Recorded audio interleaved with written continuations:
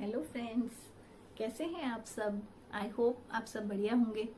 तो आज मैं एक टॉपिक पे बात करना चाहती हूँ और जो ये है कि जिस टॉपिक का नाम है कि हम चर्चा का विषय ना बन के अपनी वैल्यू कैसे बढ़ाएं। अपनी वैल्यू बढ़ाने के लिए इसके लिए हम बात करेंगे आज।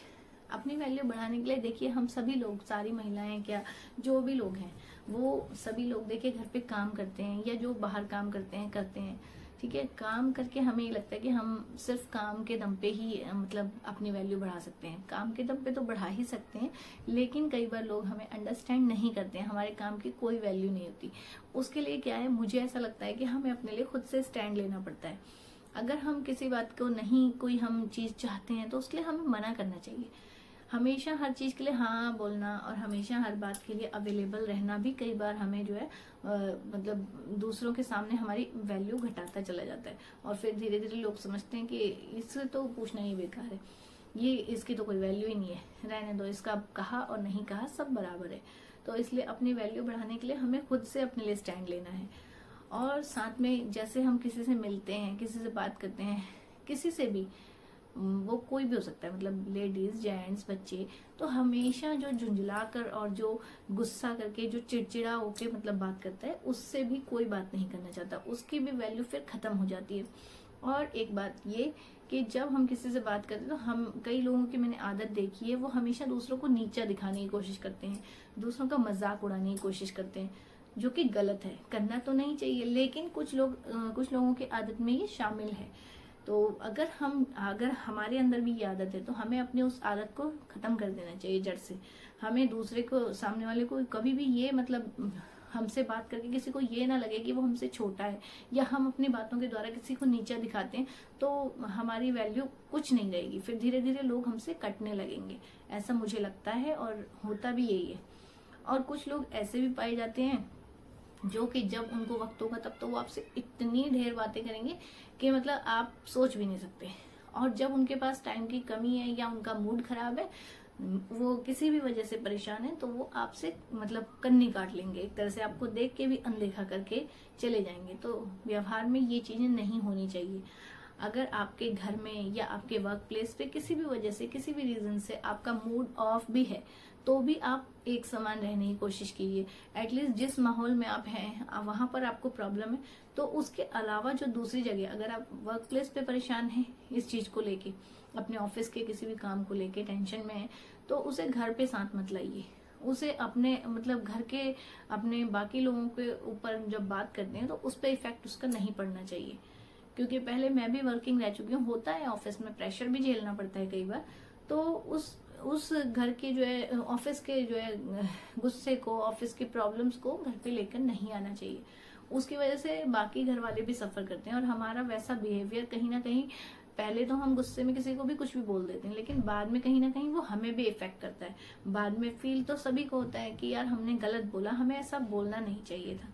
लेकिन जब समय हाथ से निकल जाता है और हम कुछ बात मुंह से बोल देते हैं तो फिर वो वापस तो नहीं ली जाती ना। उसके बाद फिर ईगो आड़े आती है, और जब ईगो आड़े आती है तो फिर आदमी को लगता है यार मैं क्यों सॉरी बोलूं, मैं तो अपनी जगह सही हूँ। लेकिन कई बार जीवन को आसान बनाने के लिए और अपनी लाइफ को और अच्छे से स्मूथली बहाने के लिए, स्मूथली चलाने के लिए, हमें अपने ईगो को साइड रख के और सॉरी भी बोल देना चाहिए।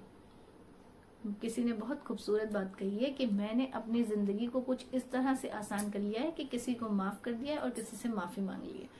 तो ये दोनों काम जीवन में करते रहिए। आपको अगर किसी की बात पसंद नहीं आती है तो उनको माफ करते जाइए, और आपने किसी का दिल दुखाया है तो उनसे माफी मांग लीजिए।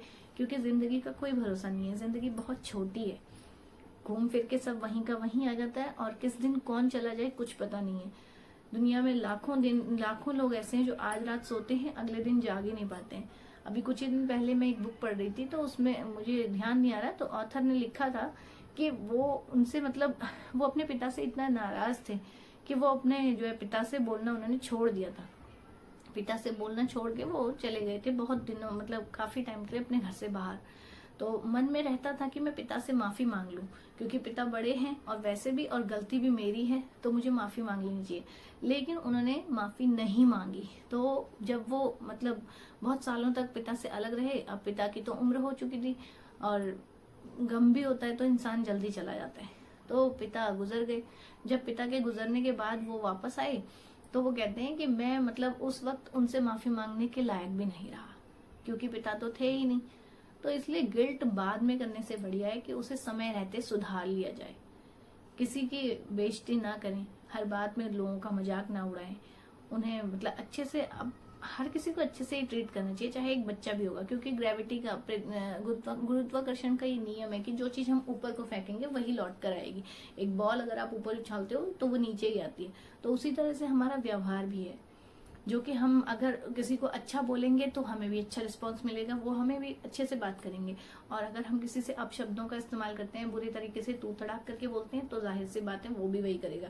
इसीलिए कहा जाता है ना कि बच्चे हमेशा बड़ों से सीखते हैं। अगर हम बच्चों से अच्छे से पेश आएंगे, तमीज से बात करेंगे, तो बच्चे भी वही लौटाते हैं। वरना फिर बच्चे चलो हमारे डर के मारे तो ठीक से बोलेंगे, लेकिन बाद में अपने फ्रेंड सर्कल में फिर वो बदतमीजी पे उतर आते हैं। तो इसीलिए अपना जो है लोगों से व्यवहार भी अच्छा रखिए और अपने बाकी आसपास भी अच्छा व्यवहार रखिए और अपने बच्चों को भी अच्छे संस्कार दीजिए, जिससे कि बच्चे भी आगे को अच्छी तरक्की करें, अच्छा मतलब सबके साथ बिहेव रखें। इसी से सब आगे बढ़ेंगे, देश आगे बढ़ेगा। और इसी के साथ कहूंगी कि अपने नजरिए को भी सकारात्मक रखिए, हमेशा अपने नजरिए को पॉजिटिव रखिए। अगर हम पॉजिटिव सोचेंगे तो हमेशा पॉजिटिव ही होगा। तो अच्छा सोचिए, स्वस्थ रहिए, व्यस्त रहिए और अपने आप को किसी न किसी काम में बिल्कुल व्यस्त रखिए। मस्त रहिए, स्वस्थ रहिए और व्यस्त रहिए। जो आपकी हॉबीज हैं उनको पूरा करते रहिए। मैं फिर मिलूंगी आपसे, तब तक के लिए बाय बाय।